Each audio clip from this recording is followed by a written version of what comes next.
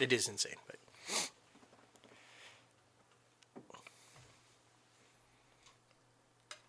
What is up, everybody? Welcome back to another episode of the podcast. We got the one and only Andrew Leeds coming on the show today. yes, excited about that one. Yes, bacon cookies the whole time, I mean, I hear they're delicious. That's right. Yeah, that's what we haven't gotten any yet. Maybe he'll mail us some. Yeah, I don't right, know, right. He did promise to make us some. He though, did. so. He did. Most notable from Zoe's extraordinary playlist. As you can tell, we're on a kick right now. We're just loving the show, loving everything about it. We even got the choreographer for all the dance sequences coming on the show.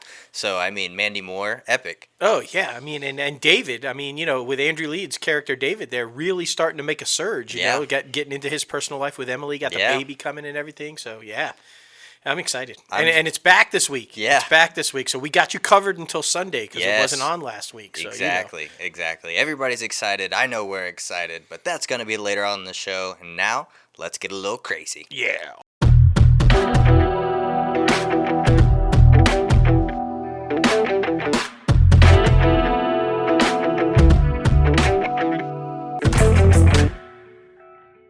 What's up, everybody? Welcome back to another episode of Inside the Crazy Ant Farm. Holy moly, we're on episode 109. 109. I was still feeling the music. Yeah, right?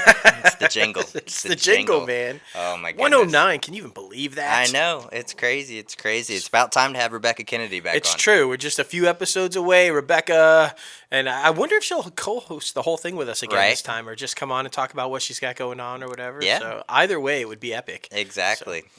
Probably just trying to stay busy during the pandemic. Yeah, she started doing some Insta Lives. Yeah. You guys got to check her out if you're not following her. Fun stuff, man. Fun stuff. But of course, your host for this episode and for all the other episodes, myself, J-Lo Fantastic, and the one and only Mouth. What's up? Oh my goodness, man. We got a lot to talk about. Disney, obviously. You see the Funkos. You know, Disney. We're talking a whole bunch of Disney today, the majority of the industry news. It's true. A lot of confusing things happening with the executive role. Honestly, in my opinion, like who's really in charge, but who officially has the title. It's kind of weird, but we'll be talking about it. And then we're talking Survivor. I mean, everybody loves Survivor. I guess they're going to have a 3-hour finale, guys. It's basically Endgame for Survivor. Right. Right. It's freaking insane. But of course, we got HBO. We got National Geographic, which is Disney. Not a lot of people know, which is Disney. We got Quibi. We got a whole bunch of stuff, but I'm excited. Yeah, man. And I just want to first take a minute to give a quick shout out. Thank you, everybody, for all the birthday wishes for myself and Tavia. And, you guys are awesome. We really appreciated that. You know how to make a guy and a gal feel good.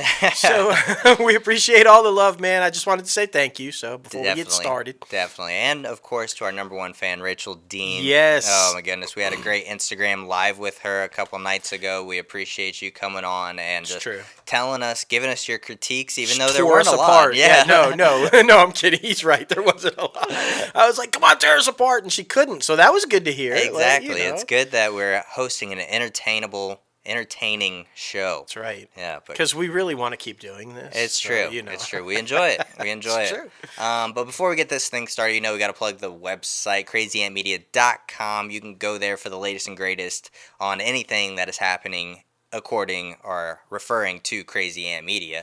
And, of course, our merchandise page where you can purchase the latest and greatest Crazy Ant Media gear. Of course, we got the hats, we got the shirts. I mean, low prices, and from what Rachel Dean said and from what we experienced, great product, guys. Great product. So be sure to head over there and start rocking the latest and greatest Crazy Ant Media apparel. I'm waiting to see who the first person is going to be that orders the Bonk boxers. Right. Who will be the first fan of ours to have ants in their pants? That right? We need to know. So aside from us.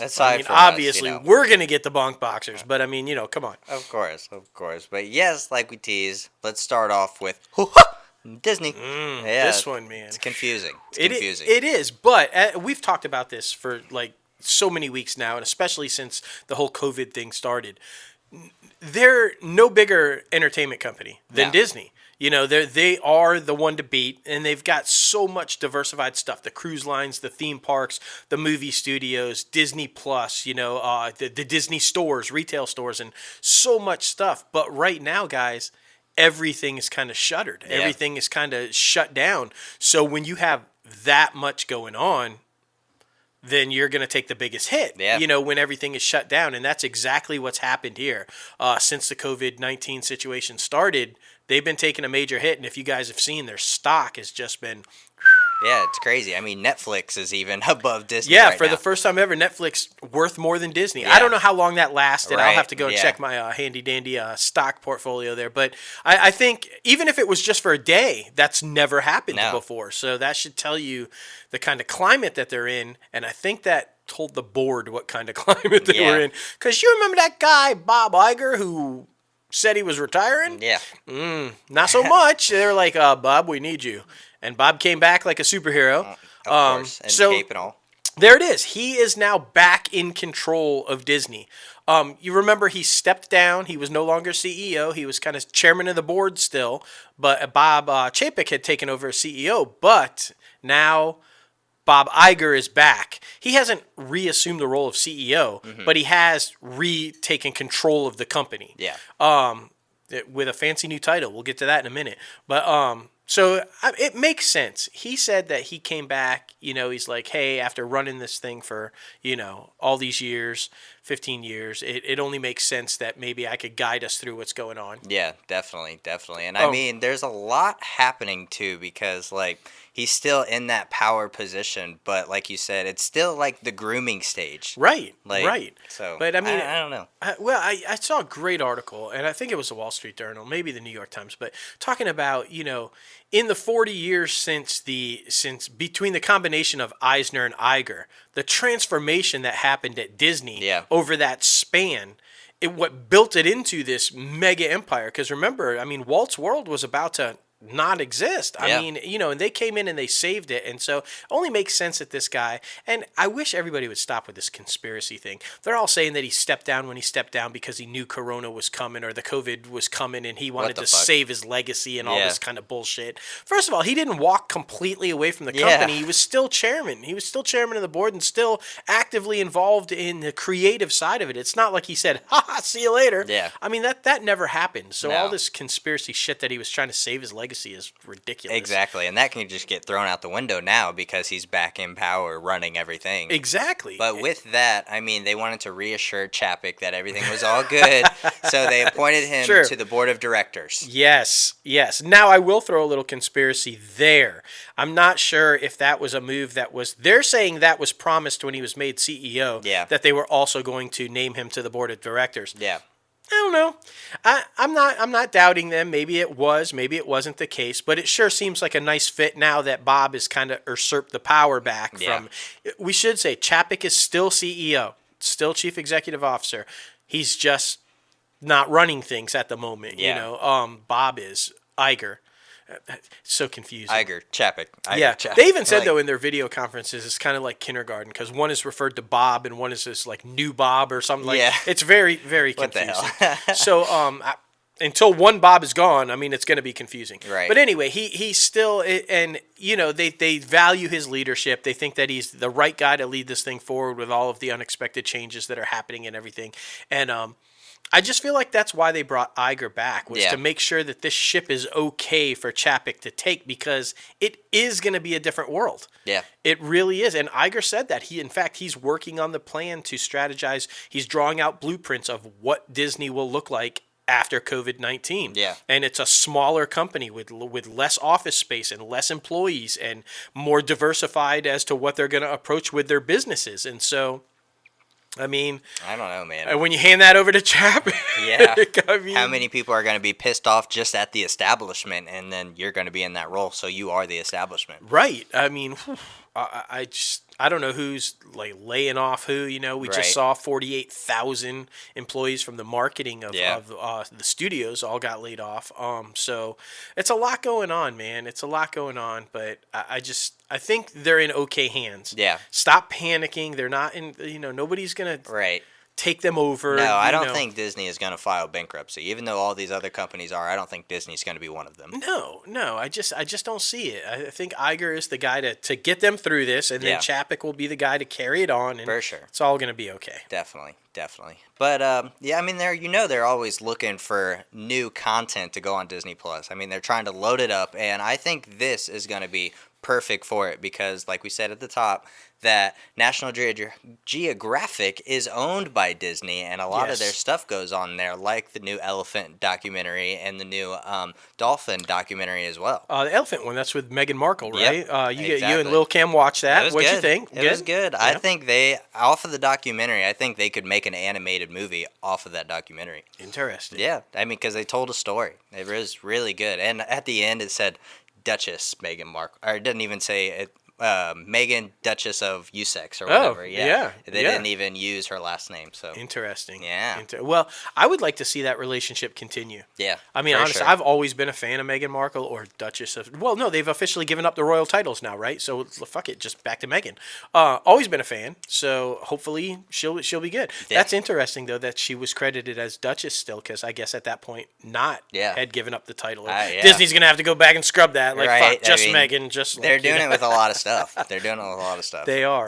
But yes, this National Geographic documentary, the filmmaking duo, director Ron Howard and producer Brian Grazer, you know him, you love him, along with Imagine Documentaries, are teaming up with National Geographic Documentary Films for a feature documentary spotlighting renowned Chief Jose Andres and his humanitarian efforts through the nonprofit World Central Kitchen. They met this guy while all the fires were happening in California. And they saw how just amazing he was trying to feed all of these people and all of his efforts trying to help everybody out. So they decided to film this other documentary series, or this documentary on him, so that they see what he's doing now during the COVID-19 pandemic. Wow, that's interesting. Yeah. I mean, for anybody who doesn't know, I mean, Imagine Entertainment, Grazer and Howard, they've had a long-standing relationship with Disney all the way back to Splash. Yeah. Splash was Ron Howard and Brian Grazer. So, they have a history together, and it only makes sense. And, I mean, come on. Imagine Entertainment, they do a shit ton of stuff, but they really do produce a lot of family entertainment. Definitely. They got some crazy stuff too, don't worry, but they do have a lot of family entertainment, so it only makes sense that Disney and them would continue this relationship. So. Yeah, definitely.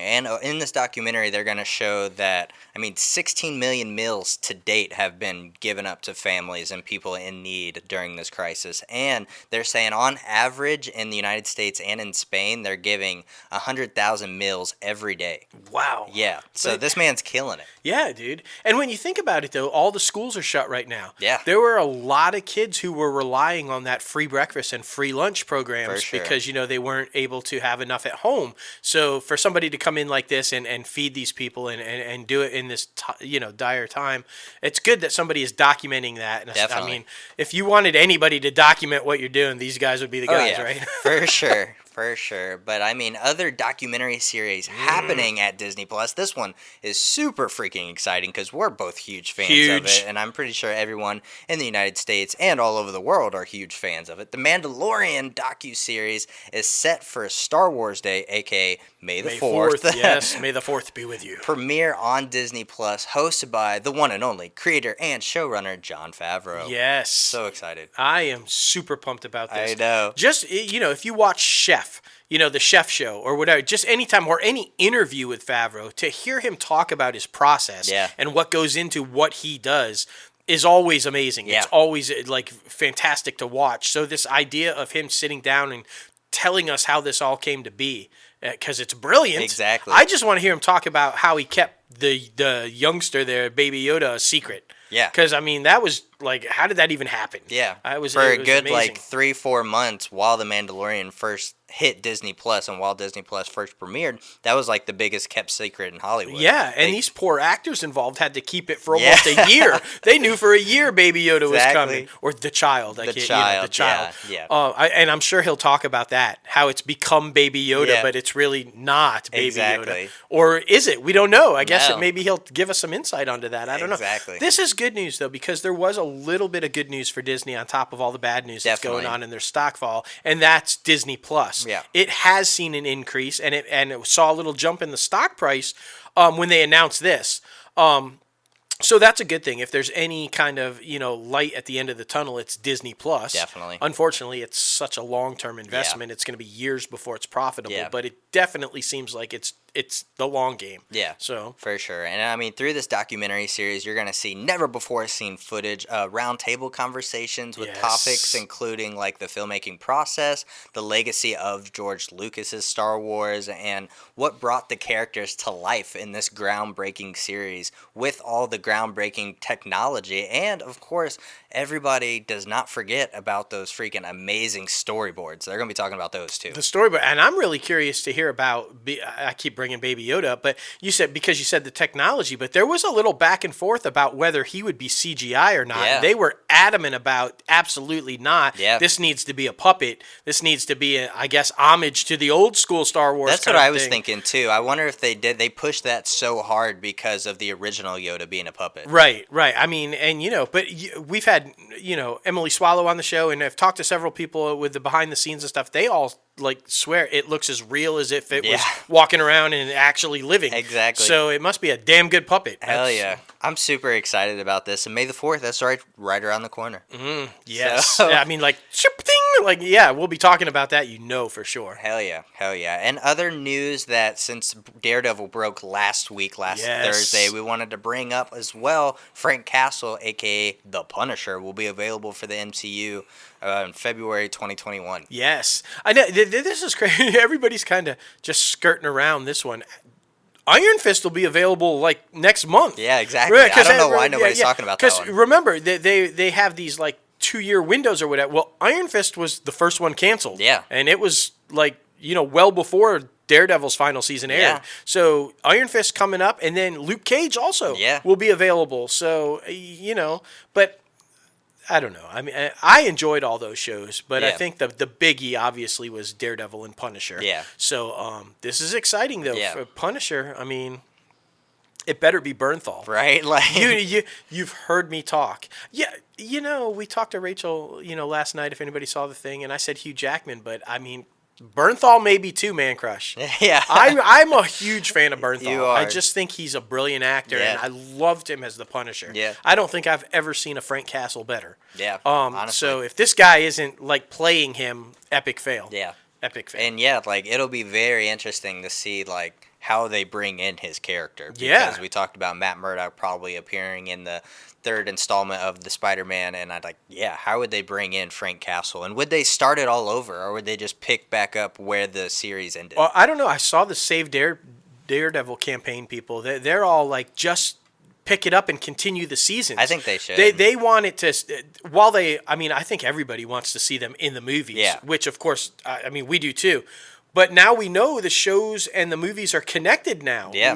So I think that's a good idea. Just Daredevil season 4. Just continue to go. Same cast, same people. Punisher season 3. Just keep running with it because they were brilliantly successful. For sure. So why not have them on Disney Plus now and just keep that cast and go? And then you can put them into the movies however you want to. Yeah. I mean, probably Hulu though. Especially Punisher. Oh yeah. I said Disney Plus, but definitely Hulu. Yeah. You're right. Never show up on Disney. No, I think that would be hardcore. Just think about it, man. We keep talking about this, but I can't get out of my head the vision of Vincent D'Onofrio's Kingpin with Tom Holland's Spider-Man. Yeah. And you throw in all the Daredevil characters with that? Come on, man. It'd be super badass. Bring back everybody. Deborah Ann Wall, Foggy, Amy Rutberg, all of them. You can't have them without them. You can't do it. If you bring back Charlie Cox, you cannot bring back the rest of the gang because they were perfect representations of them. It wouldn't flow. Agreed. Well, DC/Marvel guy here, James Gunn, he talked a lot about Suicide Squad and touched a little bit on the Guardians of the Galaxy this past week. He said that nothing is going to slow those projects down. Everything is going to be A-okay, no haltage, no delaying, nothing. But like I said, he talked mostly about Suicide Squad, and they basically wrapped up filming and were able to go to home editing like at the perfect time. Yeah, they were not, one of the people who had to shut down production. So luckily they squeezed it in right before.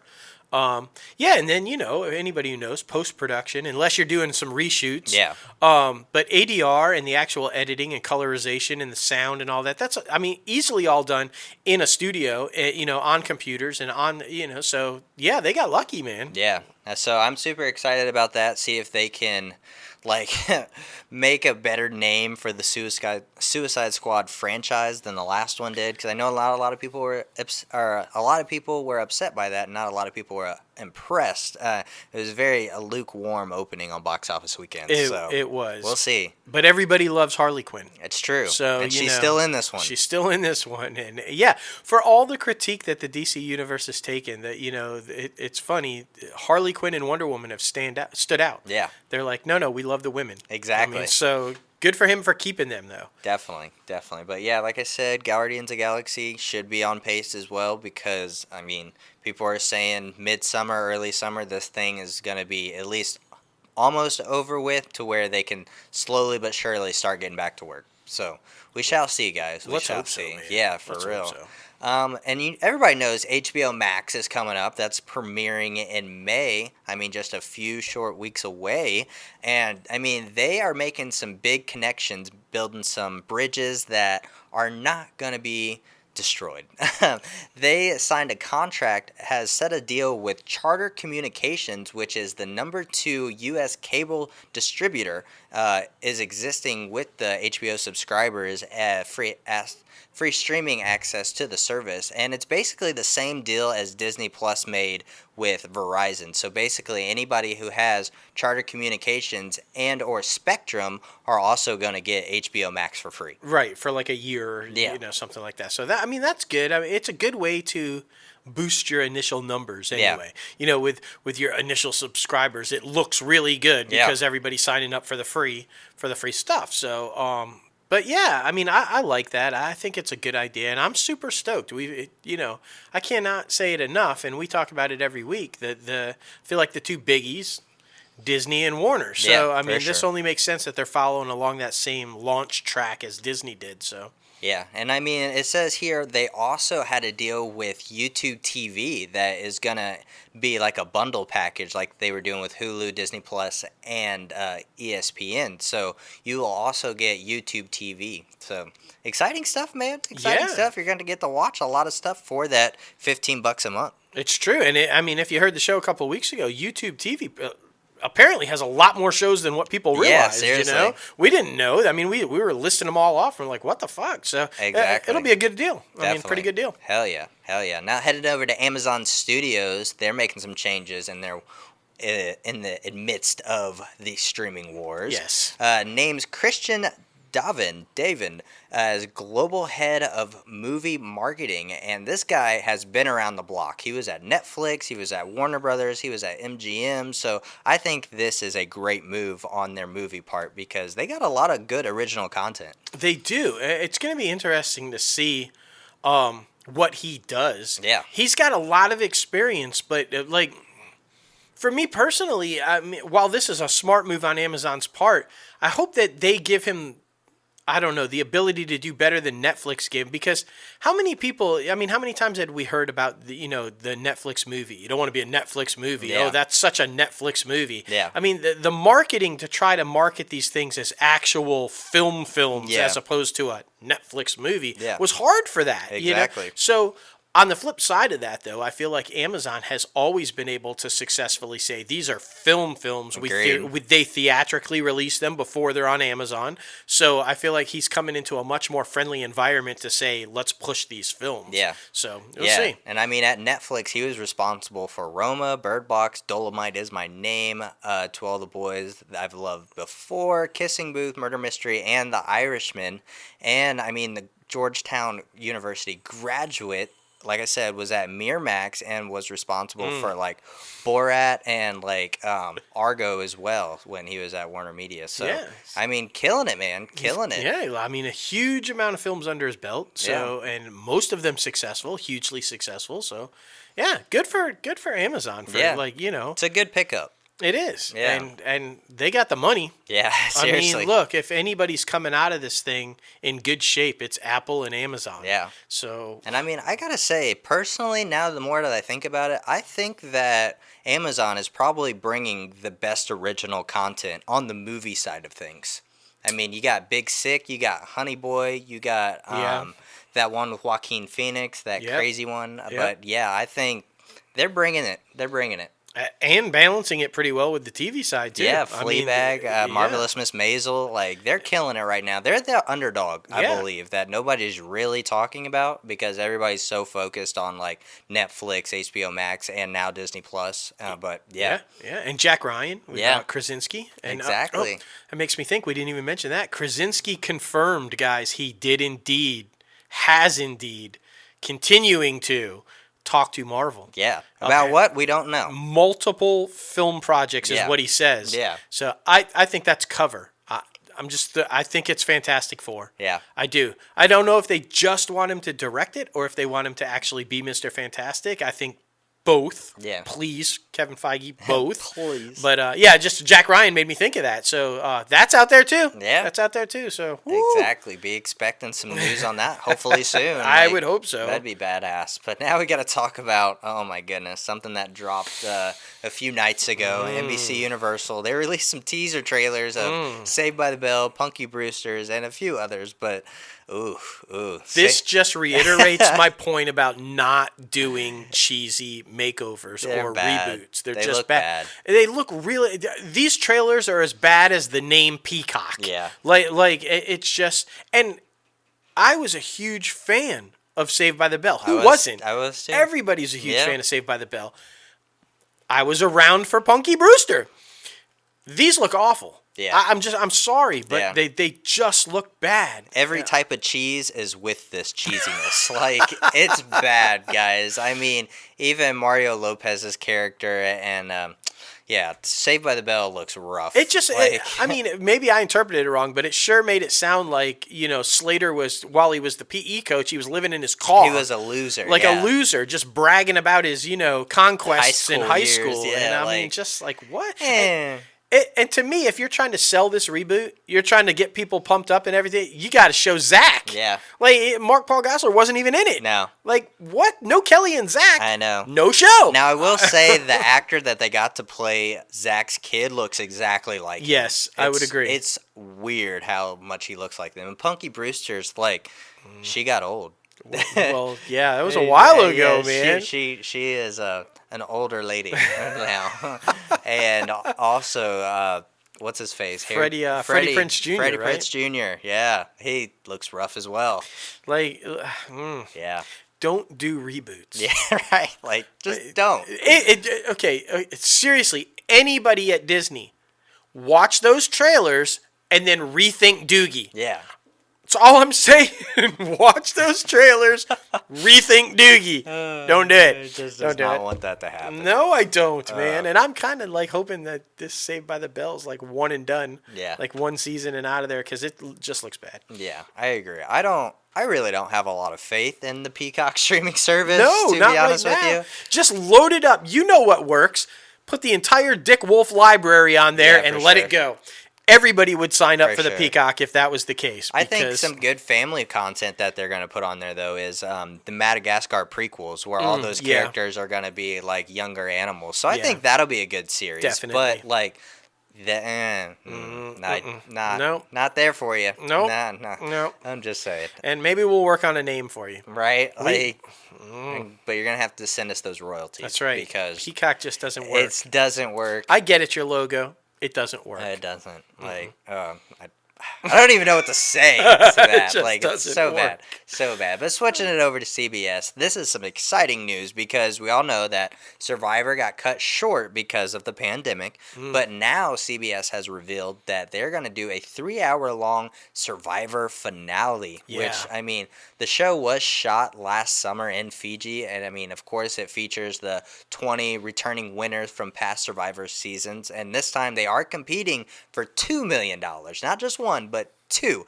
Following the 39-day battle, host Jeff Probst, there should be a Funko, and he should be on the show of Yes. Jeff Probst. Yes. I'm just saying. I would love that. Yeah, but he said he will crown a winner during the finale, and it's all going to be virtual, basically Zoom. Everybody's going to be zoomed in.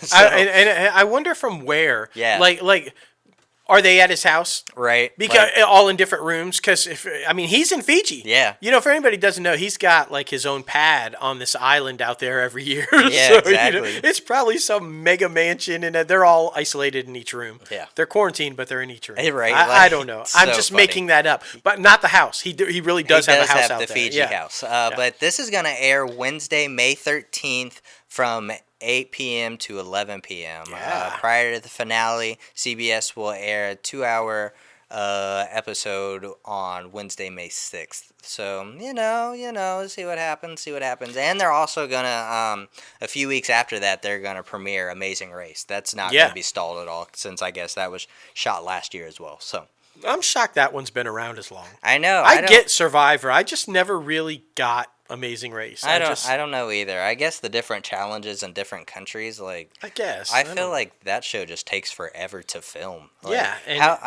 I don't know. I feel like that is a lot of unnecessary money for a production because Agreed. they're not paying for all these plane tickets or bus rides or It's crazy. Yeah. It is nuts. for sure. But we were talking about some companies going and filing bankruptcy. Cinemark, it might be that one. Might be one of those.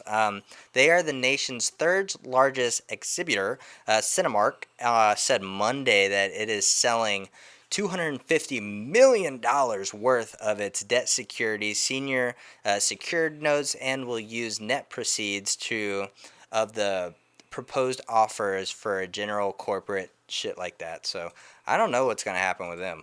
I think all the theaters, man, they got to start getting really creative with what's going on. Yeah. Because, we've talked about it, but there's talk AMC's not even going to make it. That they won't be able to come back after I don't know it's what's going to over happen with them either. Yeah, at least Cinemark is taking a move, and trying to raise some money to stave off bankruptcy or closure for that matter. Yeah. But I mean, it was a bad week for them. They just reported too that they did like 17,000 and a half layoffs, like a whole bunch of different shit. But they also just came out like yesterday saying that they're hoping to reopen by July 1st. But it's not going to be the same occupancy rate. It's going to be like around 20 to 30%, which makes sense because, I mean, yes, there's only going to be that many people in the theater, but a lot of people, I feel like, are going to be scared to go to the theater at the same time. Well, you know what I think, too, is I think that a lot of these older theaters are going to have to either get on the game and renovate because if you guys have been to the movie theaters, if you go, you know there are some now that have these like luxury recliner chairs, and they're like huge. You can basically sleep in them and like fold, and just get all. I think that's where you're going to have to go because those older theaters, you're like right on top of each other in those seats, and I just don't think that's going to fly anymore. What are they going to do? Rip out every other seat so that you can distance yourself? At least in those new chairs, they're huge. And you can kind of get some space in between the person next to you. But yeah, I think everything is going to move to an online type thing. Yeah. You purchase all your tickets and everything because nobody's going to want to keep doing the hand stuff. And I don't know, man, it's going to be a really big game change when everything does reopen. Yeah, for sure. And there's, like they said, they're expecting the big weekend to be like that July 17th, 19th weekend with Christopher Nolan's Tenet kicking off because they said they were not going to delay that movie from coming out. So we'll see what happens, man. We'll see what happens. There's a lot of crazy thing going down in Hollywood due to the pandemic. So it is what it is, man. It is what it is. And Quibi. Man, Quibi. Quibi, speaking of crazy things going on in Hollywood, right? Yes. We finally got some definitive numbers, and it's 1.7 million downloads in the first week. Yes. I mean, epic. Yeah, Far exceeding their expectations. And what's interesting is Meg Whitman, she said that it doesn't necessarily indicate how many people signed up for the app. Yeah. That's interesting. Yeah. Because apparently you can go on and you can do this 90-day trial without having to put in any of your information or any kind of stuff like that. So the whole sign-up process is afterwards. Yeah. So these 1.7 million, we don't know how many of those people are actually going to stick with and sign up for it. So interesting. Definitely worth it, guys. In my opinion, definitely worth it. Watching a lot of good stuff on there. There's like 3 shows that I'm watching on Quibi right now that are awesome. I mean, $5. Yeah. It's $5, y'all. I mean, so what? You got to sit through an ad or two for $5, or if you want to splurge, $8 for no ads. Yeah, that's what you're paying for Disney Plus by itself. So. Exactly. I mean, I just feel like it's really good. Yeah. It's a really good bargain. They've got some really good shows and movies, and if you're in a bind, like you said, you bring it up. If you're on the crapper, or you're in the shower, or you're like sitting at the DMV, or anything where you've got to be there for an extended period of time, but not long enough to sit through. However, these are perfect. Definitely, these are perfect. So definitely. But we were talking about some companies filing bankruptcy. The latest in that is the XFL, the wannabe NFL. Yes.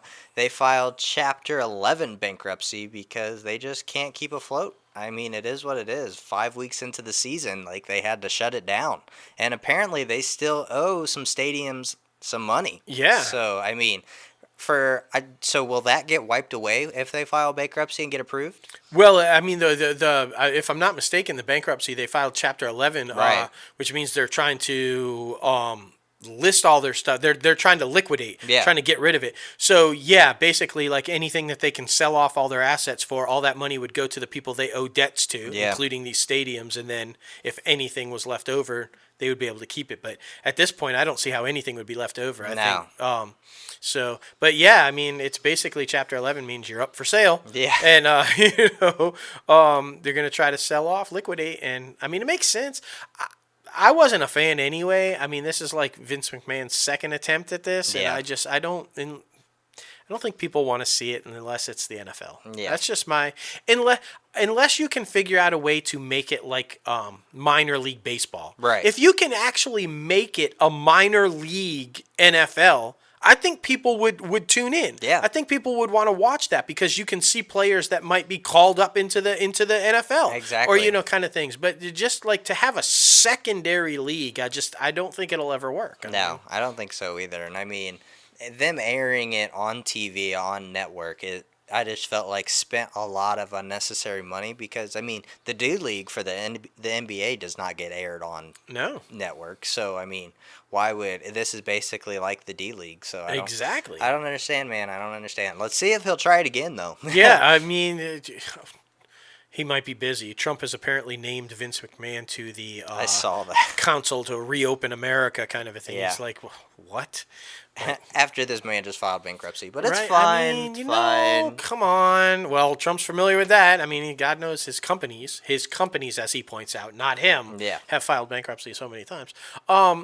Yeah, it's I don't know, man. I think they should just step. And speaking of NFL, I wonder how that's the draft, man. Yeah, how's NFL draft is at the end of this month. Like, how is that going to be done from home? Are they going to be like everybody's getting the phone call? Exactly. Yeah, we'd like to draft you. Kind of some people don't show up at the event. In New York, or do they get there? They're sitting around with their family at the house waiting for the phone. Well, now everybody's going to be sitting around the house waiting for the phone call. So. Exactly, and I wonder how they're going to do that too. Because are they going to they're not going to send cameramen to everyone's freaking house. No, I mean, what the fucking NFL draft is going to be Zoom. Right. Everybody's going to be Zoomed. That would be crazy. That would be crazy. Man, I don't know. Just thoughts. How are we going to do it? Exactly. But things happening with the Writers Guild as well. Yeah. It tells members to seek coverage on animated projects, but they try to ensure that the animated projects are going to keep moving forward no matter what's happening. Yeah. I mean, they have a lot of people still working because of, I mean, as odd as it is through the whole COVID pandemic and everything, this is something that you can indeed do from home, and with technology the way it is and everything, so it makes sense. Yeah, makes sense that they're telling their people to try to ensure themselves with work in this field. So exactly. Fun I did stuff. not know this, though. Disney animated titles are produced without any union writing contract. Interesting. I I wonder did why. not know that. I don't know. That's Right. just something I thought was an interesting little tidbit. So Yeah. guess they won't be covering themselves at Disney. Yeah. I don't Right? know. Like, shit, what the fuck? Bob or Bob, come on the show. Yeah, right? Talk to us. Why not? Why Bob aren't- squared, or both of you. Come on. Oh, my goodness. But this next one's pretty interesting. BBC basically is letting Tom Hardy be the next Mr. Rogers. I'm just saying. He's going to be reading like 6 bedtime stories to children all across the UK. I just have to ask, will he be wearing the Bane mask? He should. Will he be talking like... I mean, that'll be epic if he does it as Bane with his Right. mask on. Like, I I didn't mean, know it just... who I was before I put on the That's- mask. That's right. Like, He made masks cool before this whole COVID thing, did. you know? Tom Hardy's like, what? I fucking wore that shit for a whole movie. It was great. It was like- fine. It was fine. But yes, he's gonna be reading "Hug Me Under the Same Sky." Oh. There's a tiger in the garden. Don't go in the Tiger King. Don't worry, little crab. And the problem with problems. And basically, like I said, he's going to be talking about his feelings because he'll be joined by the French bulldog Blue Oh. to introduce the first book, Hug Me, with a personal message. Hello, I'm Tom. Sometimes, on a day like today, I feel strong and happy, but other days, I just need somebody to give me a hug. Tonight's bedtime story is all about the little cactus called Felipe. He just wants to tell you he wants a hug too. Oh. Yeah. Oh. That's why I reference Mr. Rogers, because that is very Mr. Rogers Well, I'm type just shit. looking at there's a lot of innuendo going on if you string the titles together. Yeah. You're talking about hugging under the same sky, little crabs, and the problem with problems. Yeah. I mean, are little crabs a problem when you decide to hug under the same sky? I We feel don't like- know. we don't Tom know. Hardy, knows. where you going with this, man? Like, we just need to know. Oh my French goodness. bulldog up Yeah. in there. I mean, I don't know. Oh my goodness, he's found a new career path. He's found a new career path. But If the whole Capone thing don't work Yeah. out, which we weren't fans of that trailer either. yeah, I mean, what did you guys think of that? Honestly, in my opinion, it's kind of a weird premise with Capone, quote unquote, dealing with his dementia and everything like that. I guess it's more about like the FBI and the federal government trying to figure out if he was like scamming people and if they could get him on more charges and shit like that. But the first teaser trailer is like a minute 45 or some shit like that. I was not a fan.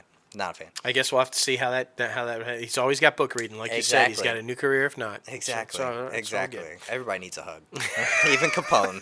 Like, just saying. Just No, saying. no, I mean, who doesn't need a hug? Yeah. You know what's great to watch while you're giving people hugs? What's that? Zoe's playlist. It's true. It's true. And of course, our guest today from Zoe's Extraordinary Playlist, Andrew Leeds. Oh my goodness, he is the brother. He is one of the main cast members. He is also a great baker, guys. He is. Yes. He gives good hugs because he bakes cookies. Exactly. I mean, if you're baking cookies, you probably give good hugs. Definitely. That's all I'm saying. Definitely. But yes, he's coming on to talk about the show, his career, things he did to get into Hollywood, and, measles commercials or chickenpox commercials, all that good shit. But this dude is a lot of fun. We really appreciate him coming on the show. And, like I said, we've just had this Zoe kick, so I'm happy that a lot of them are coming on the show. Absolutely, man. I think you guys are really going to enjoy this one. I mean, it's entertaining and, it's informative. Yeah. Informative and entertaining and cookies. And cookies. Who doesn't like cookies? But yes, Andrew Leeds. Here he is. Andrew Leeds, welcome inside the Crazy Ant Farm, man. How are you? I'm good. How are you guys? We're doing good, fantastic, man. Doing fantastic. Trying to stay as busy as possible during this time in life. Are you guys actually in the same space right now? We are actually in man. the same space, man. Got a home studio. It's very nice. That's cool. Yeah. So you're quarantined together. Wow. Yes, we're quarantined together. Yeah, it's very much family dynamic. All right, that's good. Yeah. And yourself right now, I hear you're in the kitchen baking some cookies. I am baking some cookies. Yeah. Nope. I don't know how they're going to turn out though. But there's no ingredients left on the shelves, so it's hard. Right? Oh, well, you're gonna have to share afterwards. Yeah, right. I used cake flour this time. I don't know what's going to happen. We'll see. Oh, good luck. Cake flour. Yeah. Oh. Yeah. was Yeah, all that you're was left. definitely What going are to you have gonna to follow up and let us know how that Yeah. turns out. do? Well, listen, Yeah, man, we're we'll definitely. super excited to talk to you today. We got a lot of listeners and a fan base of Zoe's, so they're going to be Oh, super pumped awesome. that you're on. When we had Austin on a few weeks back, the response was overwhelming. So we know you guys. Oh, wow. Yeah, it's going to be awesome.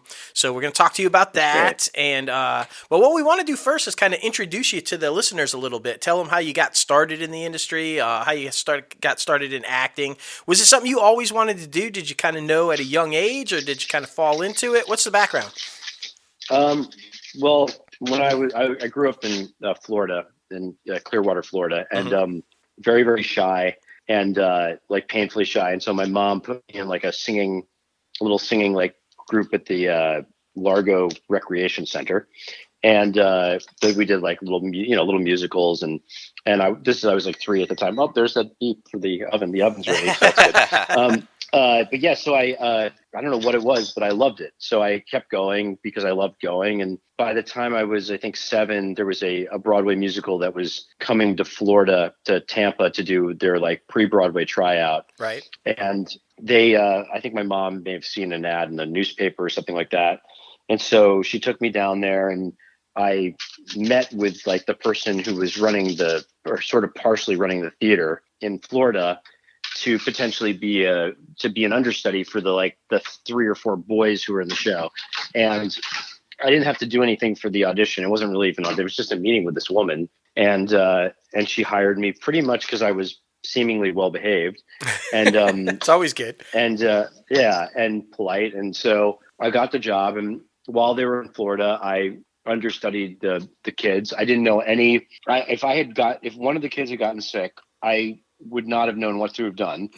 I was not at all. No one prepared me. I wasn't prepared, and for some reason, like I remember being backstage, and one of the kids saying to me, "Do you know the lyrics to any of these songs?" And just thinking to myself, "Oh my gosh!" And I was only 7 at the time, but I was thinking like, "Oh no, like I don't know any of these. Like what? Like," and it never really occurred to me that like I would have to go on, and I didn't.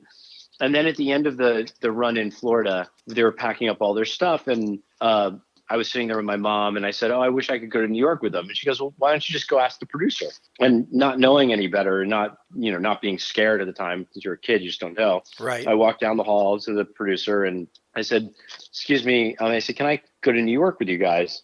And she said, "Well, do you even know if you can sing?" And I said, I mean, I don't know. I haven't sung for you." So she said, "Okay, come down to the orchestra pit at half hour at 7:30 and sing for us." And I did. And I went and I sang a song. And 5 minutes later, she came back upstairs and they said, "Okay, yeah, you can come to New York." Wow. Awesome. So, Wow. yeah, I think I don't think that ever happened. Is that it's such a random thing to have happened. So we went to Baltimore, and then we went to New York, and it opened on Broadway. And one of the kids I was understudying was pretty bad. He was a bad little kid and getting himself into trouble, and he was biting the other kids. And so eventually he got. Well, at that point, I started to actually learn the show because I was like, "Oh, I might have to go on." Right. Right. And one of the performances, he was running around backstage and cracked his head open. Oh my goodness. And so it's so funny. I feel like that's something that you talk about when you're a kid. Like, oh yeah, he cracked his head open. I don't feel like that happens as an adult. You No, don't crack let's your hope head not. open, but Right. I feel like it happens with kids. But anyway, so I had to go on. Actually, it was right before the show started. So they said, "Are you ready to go on? You have to go on." And I said, "Oh, where's my mom?" And so they, this is before cell phones. So Right. somehow they tracked her down, and she showed up halfway through the show with my aunt, and I went on, and it was fine. And then like a few weeks later, he got fired, and I took over the role, but. I took over the role, but the show wasn't doing very well. It was in one of the biggest theaters on Broadway, called the Minskoff Theater, and it's where the Lion King is now. And so we'd perform. So I want to say it's close to 2,000 seats. It might be a little. I don't even know. It's around that though. But there were times where we'd do the show for 60 people. So it closed pretty quickly. It only ran for a total of like 3 months.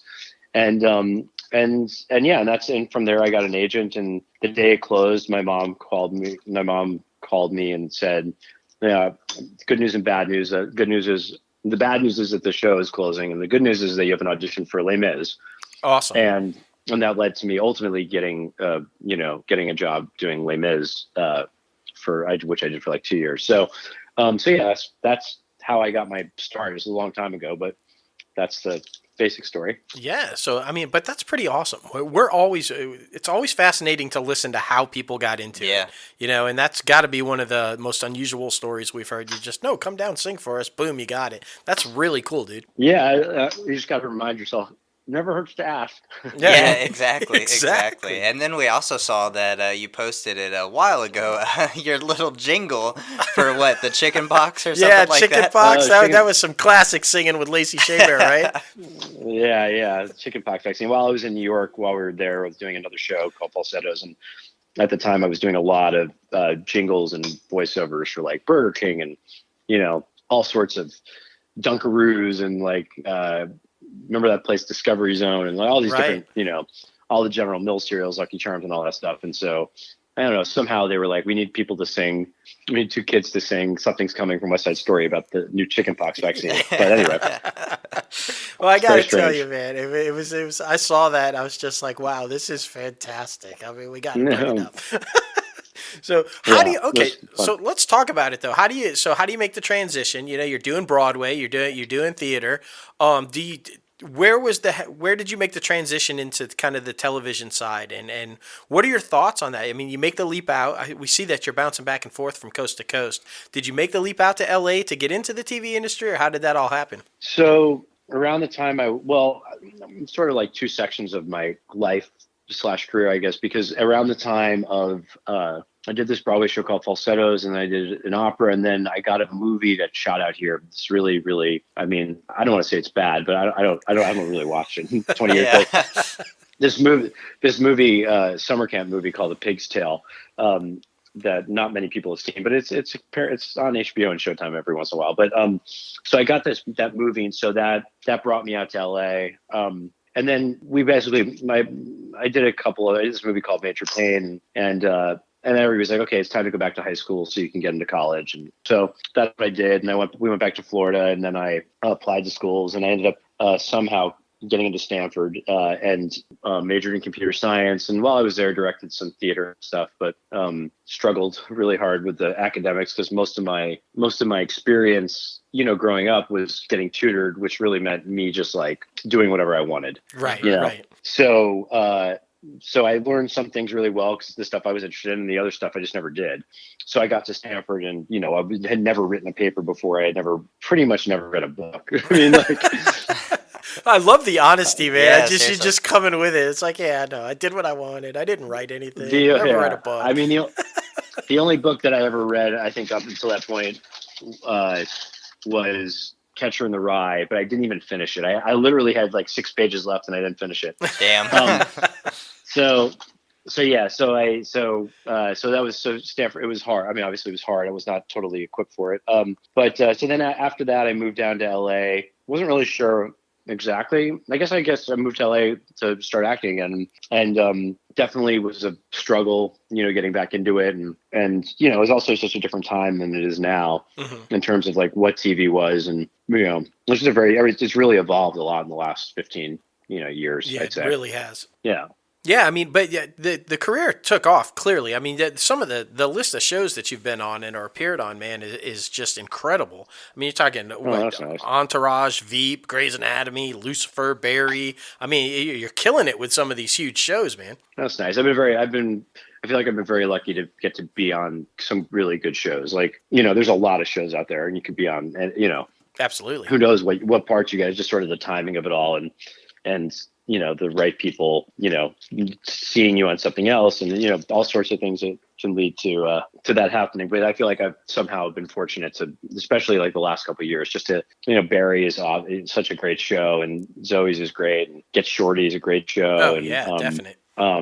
Yeah, so it's been I feel very lucky that I've gotten the opportunity, and just to get to work with some really, really great people on those shows. Let's talk about Zoe's because, dude, this show is absolutely incredible. I mean, like I said, we've got a huge listener base that are massive fans of this show. We get so much interaction back and forth whenever we talk about the show. I think it's so original, and the concept behind it was just outstanding. It attracted, I think, so many people right away. Let's talk about that a little bit, because Austin kind of brought up, he was very funny about the casting process. He said it was really like American Idol. We had so many people coming in and out and literally singing for us and doing all that. What was your casting process like? Well, it was non-existent kind of. I've known Austin for a long time. Mm-hmm. Austin saw me in a music or a sort of play with some songs in it in LA. I mean, I don't know if Austin talked about this at all, but Austin, when he was a kid, he won this like Young Playwrights Festival. Did he tell you about that at all? Yep, he sure did. Pretty amazing. And he won like many times. He's kind of, I guess, a little bit of a prodigy. Anyway, so he saw me in this play, and afterwards he came up to me and he said, "You and I are going to be friends." There you go. And I said, "Okay, sure." And so we ended up becoming friends. I mean, it wasn't like we didn't see each other all that often, but over the years we talked and saw each other frequently. And when he had, we'd send each other scripts because I also write, and Mm-hmm. he would, we'd send each other scripts that we had written and get each other's feedback. Now the cookies, they look like they're almost done, but they're not quite. I know you guys are really interested. We are interested in this. I'm going to put them in for another 2 minutes. There you go. So Austin, we would send each other scripts, and he sent me this script, and I was like, this is my favorite thing you've ever written. Like, this is amazing. And he called me during the casting process. He said, "Hey, I was supposed to actually audition. He wanted me to come in, or someone wanted me to come in to audition for the role of Leaf." To which I said, "I do not want to come in and read for that role, because if I do, I'm not going to be good, and I'm not going to get it, and then it's just going to make any other possibility of a role on the show impossible, because people are going to not feel great about what I did, So let's not do that." And he said, "Okay, that's fine." And then a couple weeks later, he goes, "Hey, listen, if I offered you the role of the brother, would you do it? Because it's a very small role in the pilot, and it'll be bigger in the series, but they're not, for us to find someone to do a role that's essentially, I don't know, it's like 4 or 5 lines, I'm not sure." Mm-hmm. For us to find someone to do that, it's going to be hard, because it's just like anybody that is great is not necessarily going to want to do it because of the size of the role. And would you do it for me as a favor? And I said, I would love to. Of course, you kidding me? I'd love to be involved in this, and I think it's great. And of course. And then a week later, he called me and he said, "So I don't know if you're going to get the job."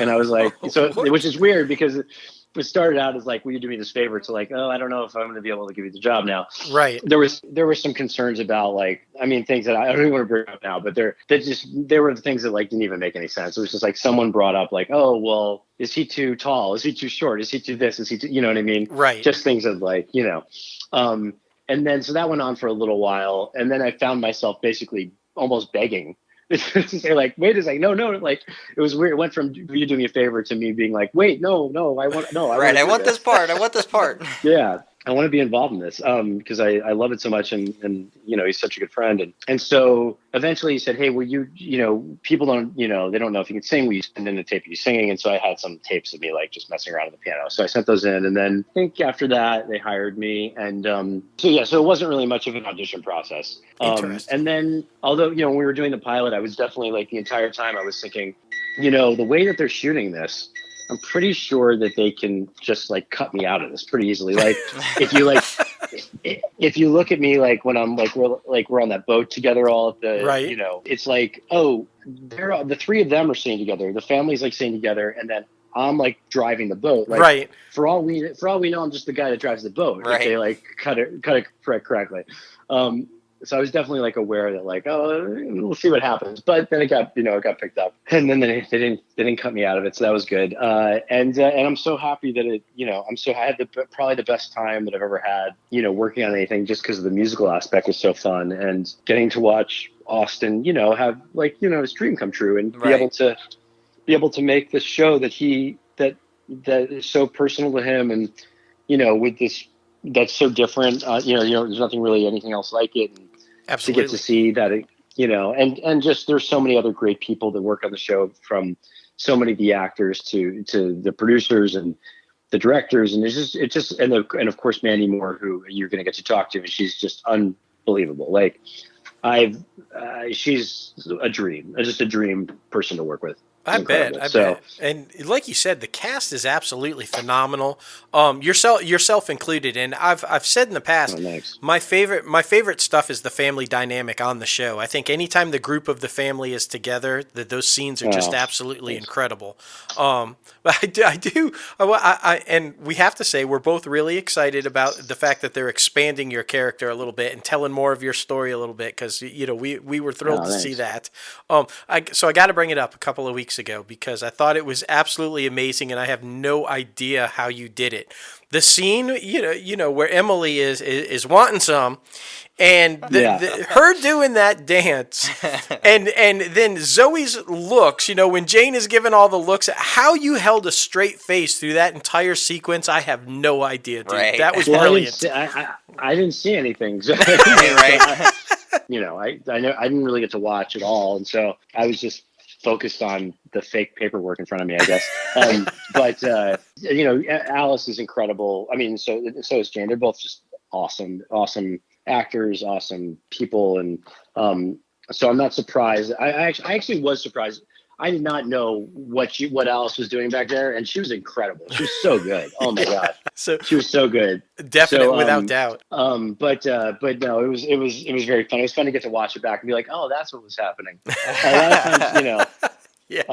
But yeah, no, the family's great. I mean, it's like I became very close with Mary and Peter, who play my parents, and they're just great people. And we had a lot of fun in Vancouver, getting to go out to dinner and hang out. And Mary's always a wonderful host and would have people over, and just so lovely, just great people. So that was also one of the best parts about it was making those friendships. And I don't think I really had that in a long time. Maybe part of it was that we were in Vancouver, so there's a little bit of a summer camp aspect of it.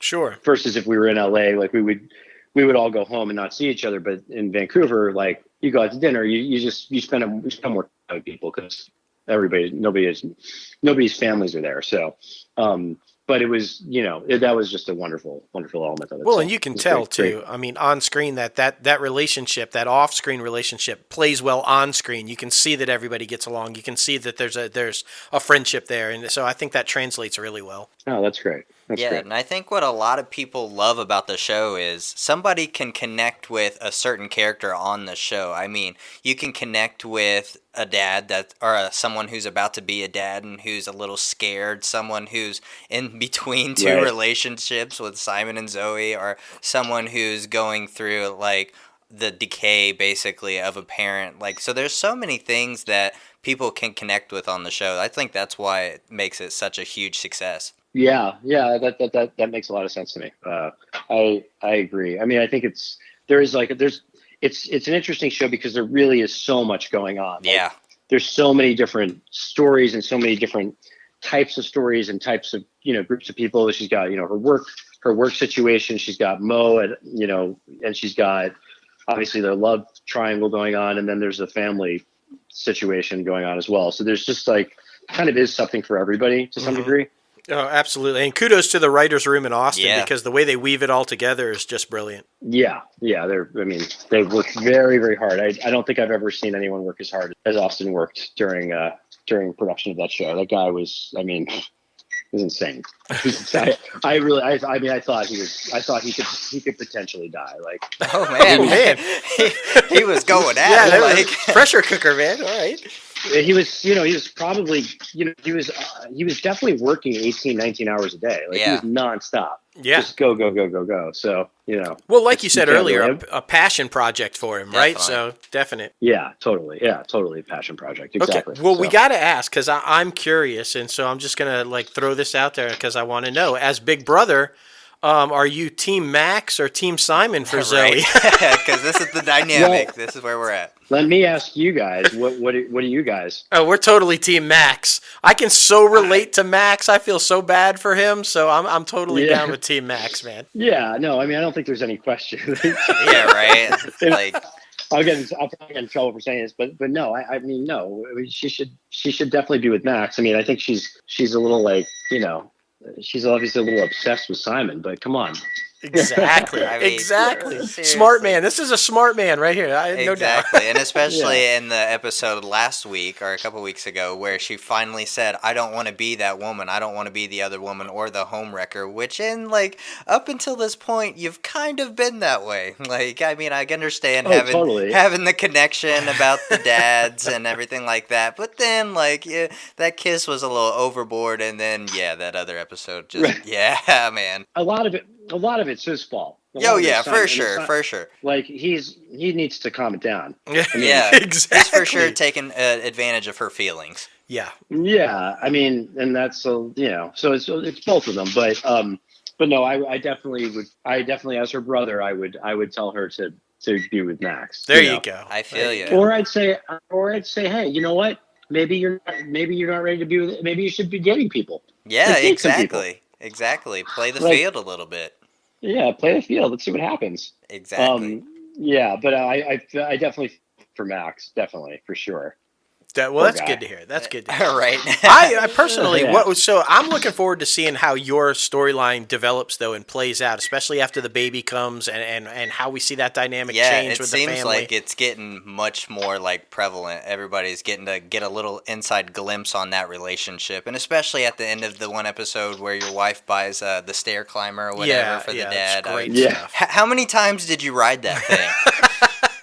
I wrote it a lot. I really enjoyed that. I think you probably called my performance, and I really did enjoy it. Right. The thing about it was very difficult because it if it sat there for more than like 20 seconds, it would start to beep. Oh shit. So it was very tricky actually. I had to constantly move it just a little bit during the scene. So that way it wouldn't start to beep. You would think that they would have figured out a way for that not to have happened, but they didn't. So here's a fun story. We love fun stories. I mean, well, I don't know if I should say so or not, but basically we had to reshoot part of the stair climbing thing. Just like there was just like an angle that like it was just like one little tiny thing. It wasn't like we didn't have to reshoot the whole scene or anything. It was just like someone's hand or whatever it was. I don't remember, but we went to go reshoot it, and a piece of clothing was missing. A very specific piece of clothing was missing that somebody was wearing, and so it was everybody was very stressed out because it has to match, and there was just that piece of clothing you couldn't get it anywhere. So I don't know exactly what they ended up doing, but they figured it out because you can't tell in the thing. But yeah, it was definitely a lot of the whole day spent people running around saying, where did the shirt go? Where did the shirt go? But no, I rode the stair. I was happy to get back into the stair climbers. Definitely. When we had to reshoot, I was very excited about that. But it is very, very slow, so it's not terribly exciting. Yeah. But it does feel like it's definitely worth it. If you ever have a chance to ride one of them, I'd say you should take someone up on it. Definitely on the bucket list. On the bucket list. There you go. And Yeah. make one as fast as a Ferrari. Yeah, exactly. Yeah.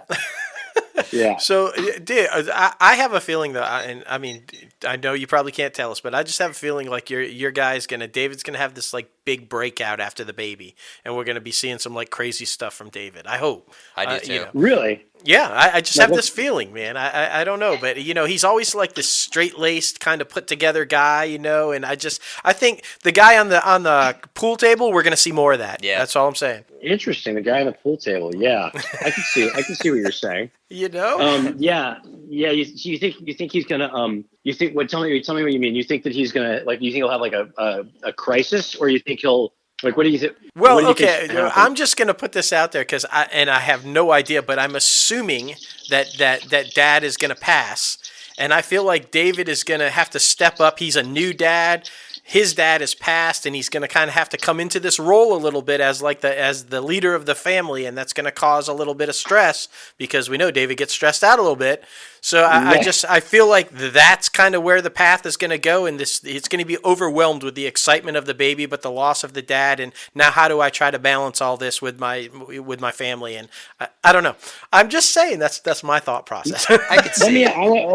Let me ask you guys a question. All right. Do you think that in that episode where Emily wanted him to have sex, right? Mm-hmm. Like, did you feel like David was a jerk, or what did you think? I guess when she said that he sat down on the bed and said, "Want to do it?" Like he wasn't as like comforting to her. I guess when you should probably like try to comfort her Sure. and like protect her feelings. But I mean, you could tell she was feeling some type of way, especially after Zoe already told him that. Oh, she probably wants to get some. So Right. yeah, Right. I feel like he was misunderstood.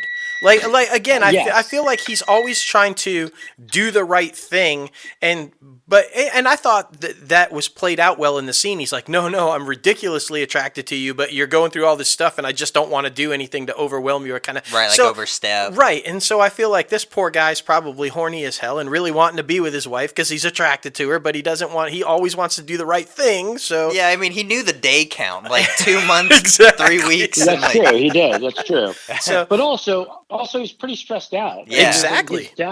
His dad is like, they basically just said it's like it's almost the end, right? Right. And that's what they said in the episode before. So like maybe he's not feeling, that like that's the priority necessarily. mhm. It makes sense.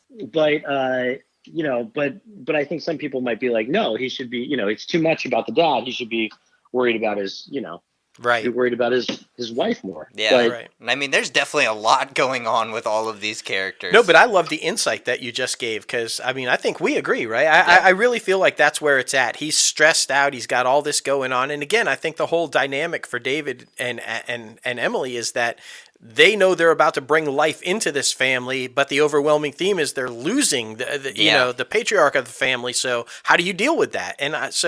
stress is definitely going to play in. So that's where I'm hoping your storyline goes. right? okay.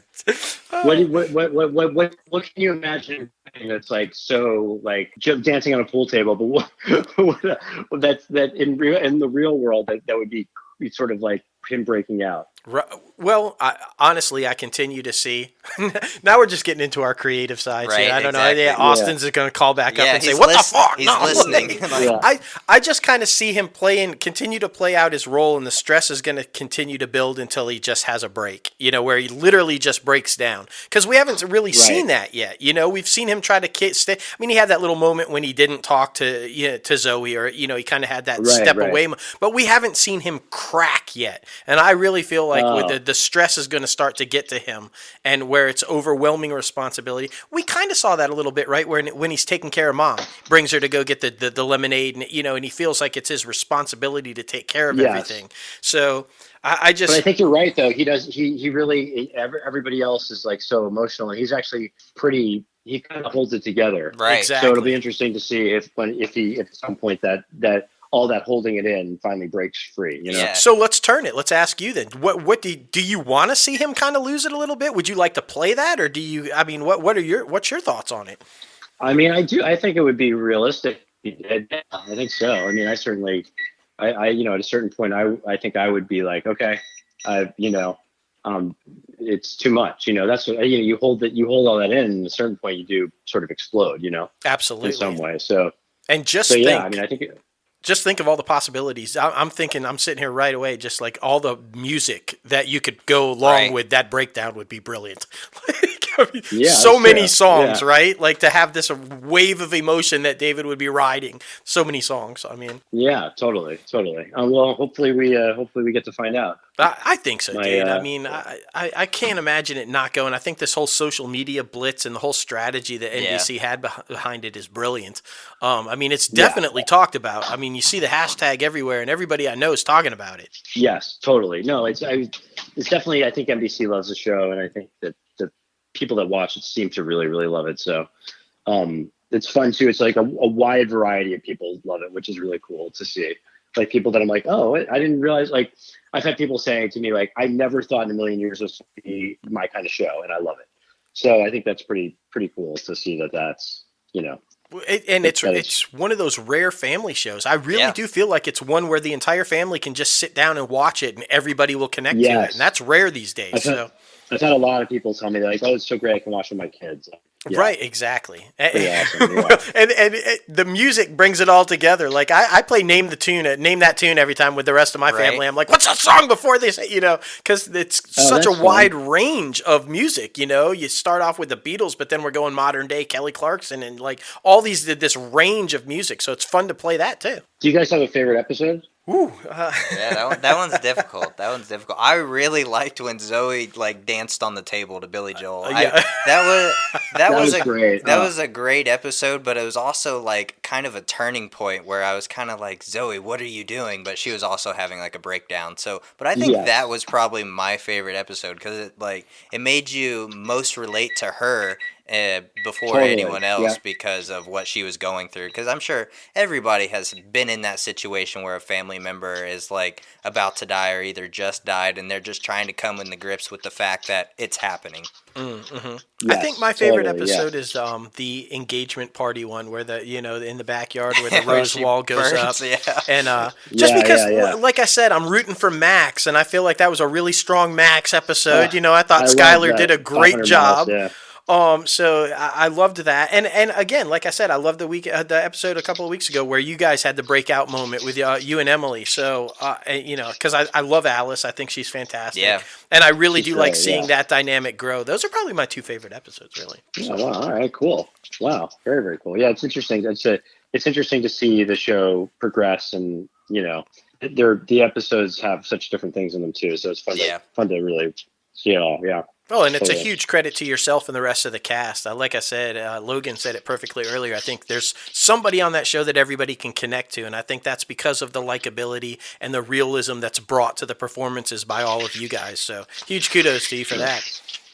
Very nice. A lot of that is also Austin and the directors, and yeah. But thank you. Oh yeah, Very nice. no doubt. I mean, it's a team effort. I mean, Austin is brilliant, but you guys bring the brilliance, So it's just, I think it's a phenomenal show, man. Congratulations, really. No, thanks. Thank you so much. I'm gonna tell you right now, these cookies turned out really well.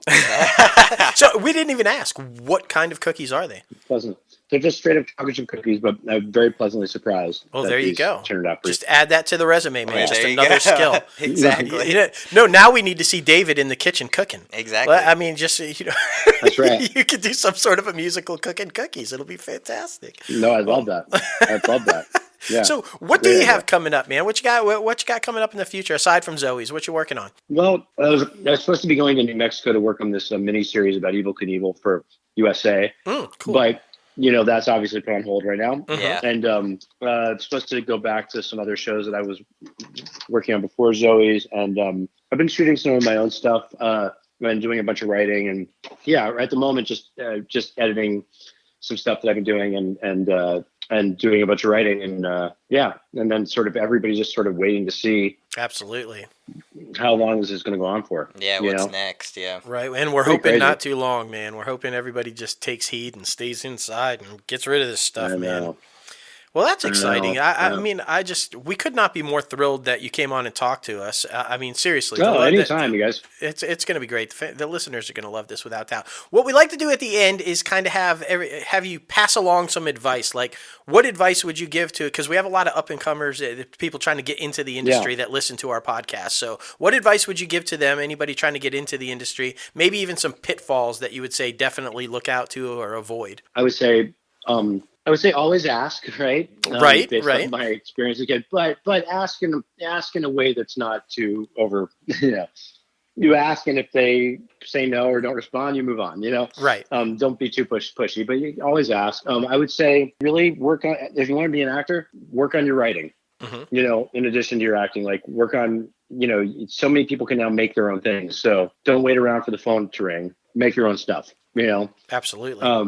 And I would say that's the most important thing is like, if you're a creative person, create. And that will only make you more valuable and make you feel better about yourself, And I would say, I don't know, just keep work hard and practice, and the things that you're not good at, try to get better at, and just work hard, That's what I would just say, work hard and be creative. There you go. I think that's the key is to keep trying and know that it's not everything you write is going to be great. Not everything you do is going to be great. So what can you take from the things that aren't great and then make something great out of that, Definitely.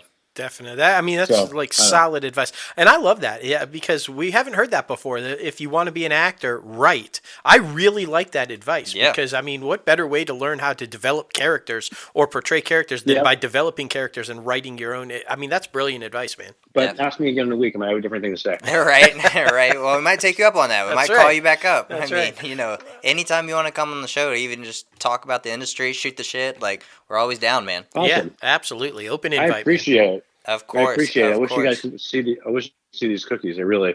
I know. Very I'm good. kind of jealous. Well, when this whole quarantine thing is over and everything, we're back out in LA. We're gonna have you bake us some cookies. Right, man. we're gonna It's have just a- gonna happen. Okay. Absolutely. I will absolutely do that.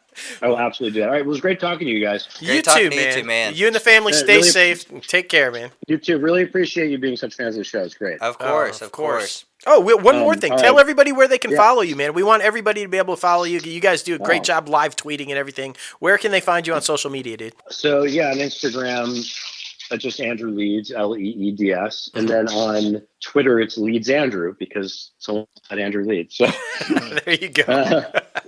It's amazing So, how that yeah. happens, right? totally. So yeah, so that's that. And yeah, I do. I will live tweet, but follow me. Sure. Who knows? Follow you on Instagram. We might see the cookies. Exactly. You should post a picture on Instagram of the cookies, man. That could happen. I will post a picture of the cookies. All right, there you go. Okay. All right, dude. Listen, take care, man. Like I said, we really appreciate it. You have a great rest of the week and open You too. invite. Seriously, dude. All right. Talk to you guys soon. Have a good one. See ya, man. You too. Bye-bye. Bye. Man, he's a funny guy. And multi-talented. Yeah, I mean, this exactly. guy basically baked the entire interview. Yeah, it's like, ding, they're done. Oh, Exactly. it's so funny. I really do, though, all seriousness. I love the insight that he gave to the show because Yeah. you can really tell that family dynamic and that the cast is really Yeah, tight. it's there. And just how the way he talks about the cast and the way he talks about Austin and Mandy and everything, it's really exciting to hear that that's the way it is, Agreed.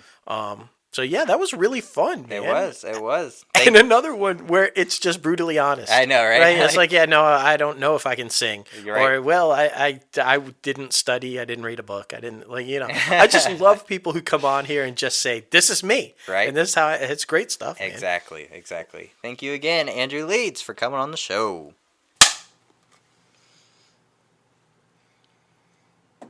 All right, now it is time for our top 5 segment. Oh my goodness. This is where the real filmmaking takes place. Just saying. You said that to me a while ago, and the more I watch these movies, the more I realize it's true. It's true. Yeah. I mean, you can say what you want. Date night, chick flick, whatever you want. But romantic comedies kick ass. Yes, And there's a lot of storytelling going on in romantic comedies and a lot of filmmaking that, if you're not watching them, you're missing out on. Exactly. Saying, Yeah, man. top 5 romantic comedies, and honestly, I think this might be the number 1 genre in filmmaking because there's a lot of romantic comedies. There is a lot of romantic comedies. It's Yeah, true. But, it's true. Man, my number 5 was one we just watched, Amazon Prime original, The Big Sick. Man, So good. so good. Starring and real life story by Camille Nibajer.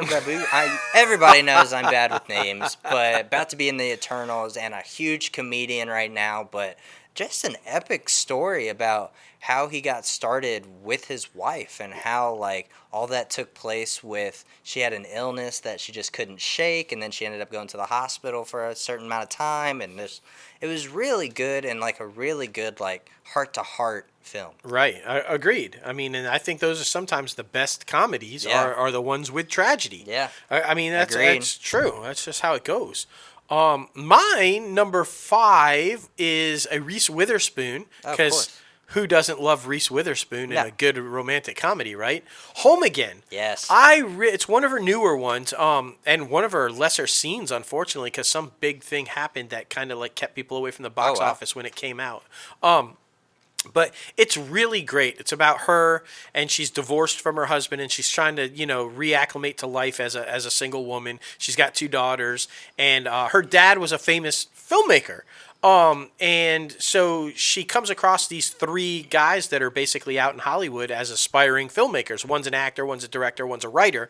And she kind of takes them in because she's got extra space in her stuff. And she falls for one of them and kind of a thing. And then the husband pops back in and is, uh-oh, what do we do now kind of a thing. I just thought it was really good. I love the way they blend the romantic comedy side of it, though, and then with the filmmaking aspect. Because if you're a filmmaker, they talk heavily about that whole thing, too. Candice Bergen. I mean, it's a great fucking film, bro. Yeah, it sounds like a great cast as well. Yeah, it's great. My number 4 was, everybody knows, I love the one and only Kevin Smith. So, of course, Chasing Amy.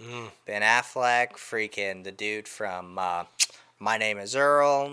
Just so many phenomenal Joey Lauren people. Adams. Yeah, Man. just such a great movie about, getting over your insecurities, basically, especially with another person that comes into the relationship that it's kind of taboo to you, so you have to learn how to love that person throughout their past, learning about their past. So, honestly, one of the best speeches at the end of the movie by the one and only Kevin Smith. But yeah, so good, so good.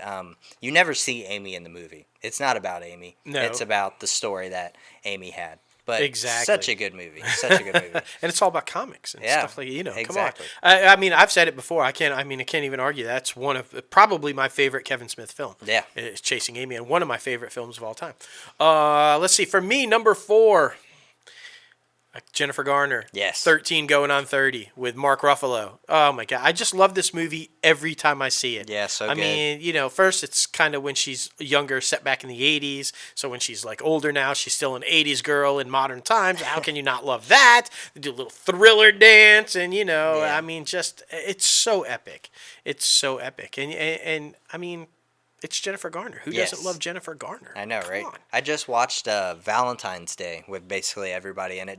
Jennifer Gardner was in it, and Patrick Dempsey was in it, but he cheated on Jennifer Gardner, which upset me because how could you give Patrick Dempsey such a douchebag role? How could you do that? I'm blaming the producers. I'm not blaming him. I'm blaming the producers. But And you know who else was in 13 going on 30? Who? Andy Serkis. Really? Yeah, old All right. Gollum himself. A lot of people don't realize he's an actor. Yeah. Now he's directing Venom and shit. Yeah. See that connected Tom Hardy and all Yeah. that? Yeah. Yeah, Good flick, though. Check that shit out. And Definitely. if you want to see McDreamy cheat, check that other one out. Yeah, it's really good. It was really good.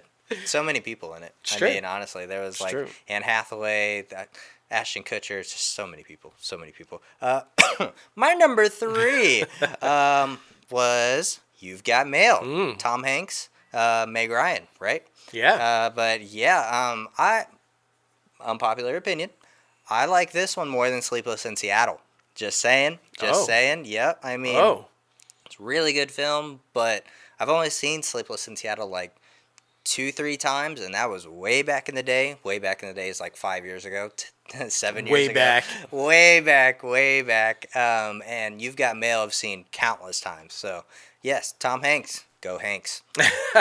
My number 3 is also Meg Ryan, but it's a little bit older, or way back, as J-Lo would say, way back. When Harry Met Sally with Billy Crystal. I heard that one's good. The late Carrie Fisher. So good. I mean, the scene with the orgasm alone, faking the orgasm, is worth the entire movie. But, I mean, just the entire thing, the whole premise of it is, can a man and a woman just be friends without falling in love? Yeah. Basically. And they set out to prove that you can, and then ultimately prove that you cannot.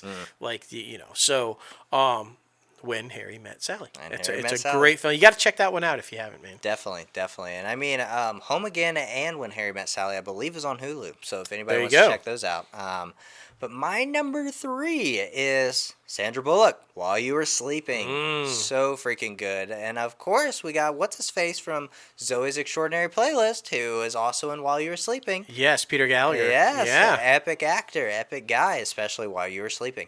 Epic acting right there, man. Go you.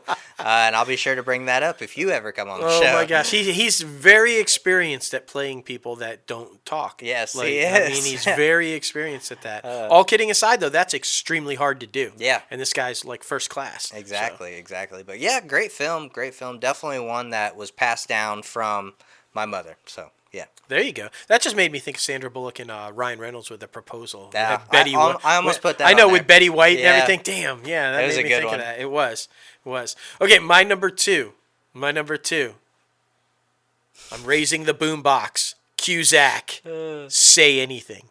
Nuff said. Enough said. Enough said. It's one of the best romantic comedies of all time. Cusack.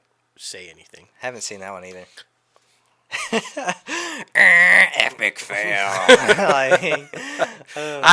You said it. Epic fail. Got to go back and watch Cusack, man. I know. You got to go back. Young Cusack is the best. I'm sorry, I but know. vintage Cusack, whatever you want to call it, that's his best shit, man. Oh my goodness. Him holding up that boombox with the trench coat, man. Just go watch it. Need to. But not my number one. Of course, everybody knows I'm a huge Heath Ledger fan, and this is what introduced him to America and mass popular audiences. 10 Things I Hate About You. Such a great film. So many up-and-comers in that one that are huge now. Yeah. I mean... Julia Stiles, I mean, tons of them, Yeah. right? Yeah, just... whew. Exactly. Joseph Gordon-Levitt, Yes. it's so good. It is. Good, guys. If you haven't seen 10 Things I Hate About You, be sure to go check that out. It's on Disney+. Yes, it's a brilliant film, and you would be, like, crazy not to watch it. Yes. My number one, I think for anybody my age, how can it not be your number one? Pretty Woman. Pretty Woman. Yeah, I mean, come on. It's the classic love story of all time. Yes. Yeah, I mean, it just, Julia Roberts, fresh off of Mystic Pizza, catapulted her to stardom, this movie. Richard Gere, it's a brilliant movie. Yeah. Hector Elizondo might be my favorite part about the whole movie, though. Oh, really? Yeah, yeah, with him taking care of Julia Roberts' character and Vivian. Just brilliant. Yeah. I just really think, and long had been talk about a sequel to this thing. Yeah. I'm so down with that. The premise was so good for the sequel. Should I put it out there? Put it out there. Put it out there. What the fuck? Edward is now a senator, U.S. senator, and he's considering running for a higher office. And, of course, his past comes out. They find out that the wife, Vivian, was a hooker, and in today's culture and time and everything. And maybe not so good for running for, a higher office. So that was the whole premise. I always thought that would be a brilliant idea. Unfortunately, Gary Marshall has passed, so the baton would have to be passed on. But yeah, I think it would be brilliant. But anyway, my number one, Pretty Woman. Yes, and I mean, in Valentine's Day, Julia Roberts is also in that, and she references Rodeo Drive, and she's like, no, it was a mistake. I don't want to go back. So it's so good, but it's a Judd Apatow movie. So, that makes total sense. Yeah, exactly. He's kind of got romantic comedies down. He does.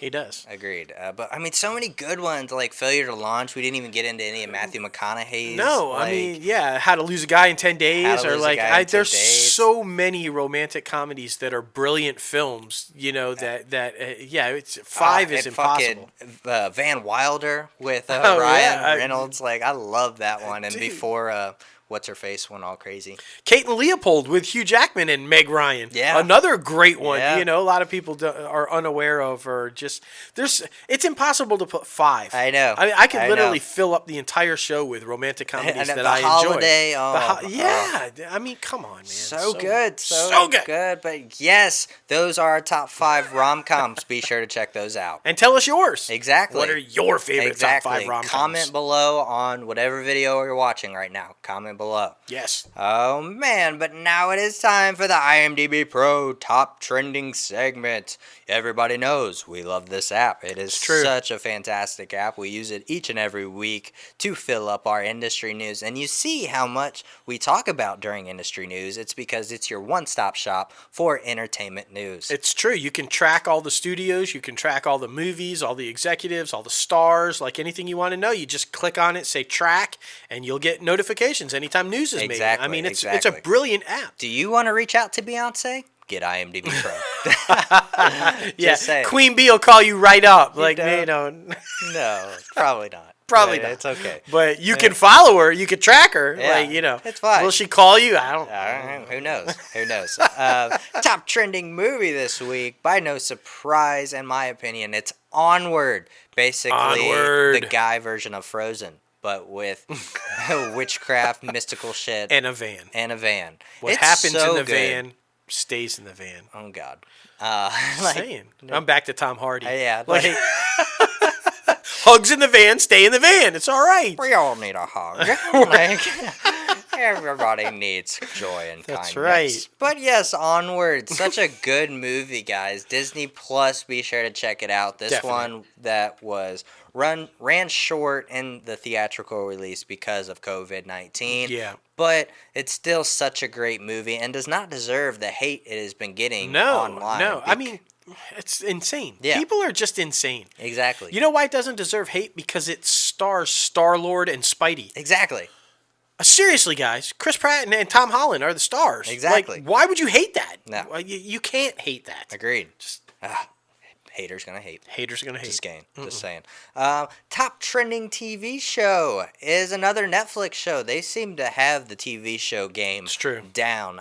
With Money Heist. I've never actually checked out this one, but once I turned on Netflix today, boom, trailer was for it right there. So yes. Gonna have to check that one out as well. Be sure to check that one out. And the top trending star is Julia Gardner with Ozark. So, yes. I mean, it makes sense, man. It makes sense. Season 3, biggest thing out right now. It's true. I liked Julia Garner before Ozark. See, that was my introduction to her. Yeah, so my introduction to her, the first time I saw her was on The Americans. Okay. And she was just a little side fling, you know, for the main character on The Americans there.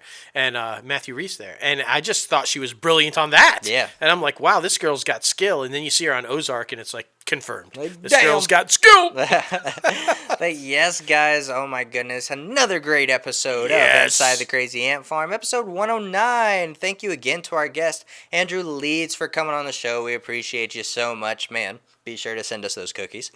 Seriously. Be sure to follow him on social media. On Twitter, it's Andrew Leeds, and on Instagram, it's Leeds Andrew. Somebody took his handle. Right? Like, what's up with that? I Like, know, you know. I know. Be sure to follow us on social media, ourselves at Crazy Ant Media, everywhere and anywhere. We're pinning stuff. We're uploading Literally videos, everywhere. Facebook and tweeting, all the good shit. Follow us, Crazy Ant Media. Maybe even hugging. Maybe even hugging. I mean, you know. Telling your it's kid like- bedtime stories. That's right. All that good shit. Oh my goodness. Be sure to follow us both personally, myself at JLoFantastic, and Crazy Ant Guy 1970. yes, we got some opinionated shit, and we got some stuff that people also like to talk about. We I will mean, always have something to say. Exactly. That's never Exactly. never a problem. Exactly. Be sure to follow us everywhere. We are everywhere as well. And subscribe to this podcast anywhere you listen Resistance to your is podcast. Anchor, Apple Podcasts, Spotify, Google Play Music, iHeartRadio, YouTube, Stitcher, Podbean, so much more. Watch this video, like and subscribe. Ring that bell to get notified. I'm just saying. Anita Ward. I thought Anita Ward was here. That Right was there. so good. Like, you know. Right there. And there's my age. Like, that I knew who it was. Anita Ward. Ring my bell. Exactly. It's okay. But yes, guys, for real, we appreciate all the YouTube views we've been getting for Inside the Crazy Ant Farm, the weekly address, and of course our teaser trailer for the Ravens Vision. Yes. It's almost at 100 views. Be sure to check that out on. It ain't going anywhere. It's not. Be sure to check that out at crazyantmedia.com. Oh my goodness, so much good stuff. We also have merchandise where you can start rocking the latest and greatest Crazy Ant Media gear. Of course, you see us rocking it right now if you're It's watching true. the YouTube show. We got shirts, we got hats, we got bunk bags, we got sweatshirts, and we now have bunk boxers. Be sure to email Ants us. in the pants. Yeah, buddy. I'm never going to let it die. No, never, never. And you know who probably doesn't have ants in the pants just because she has plenty of money and she's got her shit under control. This is always my favorite part of the show, by the way. Is it? Yeah, I mean, because it's been for damn near every episode. It's true. And I'm sure you're right. She probably does. It's true. Oprah!